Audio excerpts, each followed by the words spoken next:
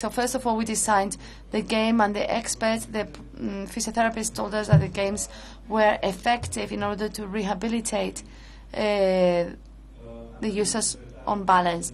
Before starting a 6-month session, half an hour per user per week, we had 12 users between 32 and 45 years of age. We decided to do an assessment on the patient with different degrees of assessment. We used the Tinetti score and others. So we also gave the users a motivation survey in order to see if they felt motivated or not. These users in previous years, they had dropped out from the rehab because there was a lack of motivation, and now we can say that even though we haven't analyzed the motivation tests, none of them have wanted to drop out from the rehab sessions. We also think that these other rehab sessions have helped to keep the motivation up, not just this video game. And then at the end of the experiment, we'll do a post-assessment with the same skills. And the users have improved a little bit their rehab, and they have also improved regarding their own personal problems.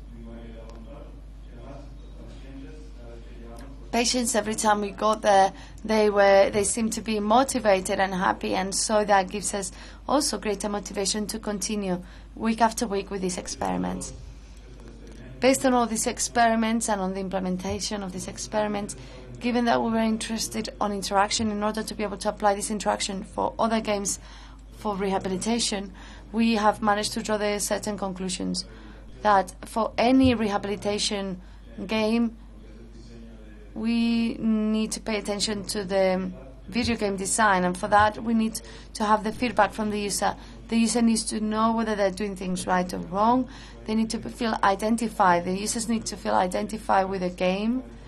They need to feel identified about with what objects they can interact and they cannot interact.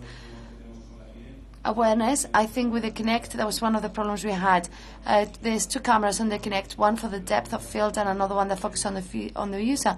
But there's no relation between the 2 cameras. So in the Kinect games, the users work with an avatar and with a pointer, and that means that we had problems with our users. So I think awareness is very important. The users have to always be able to see themselves, to see where they are. We also need to provide monitoring for the experts, and these games have to be adapted to any person. And what's the future work? Well, we have worked until now with skin segmentation, and now we want to move this technology and add all our knowledge to use prime sense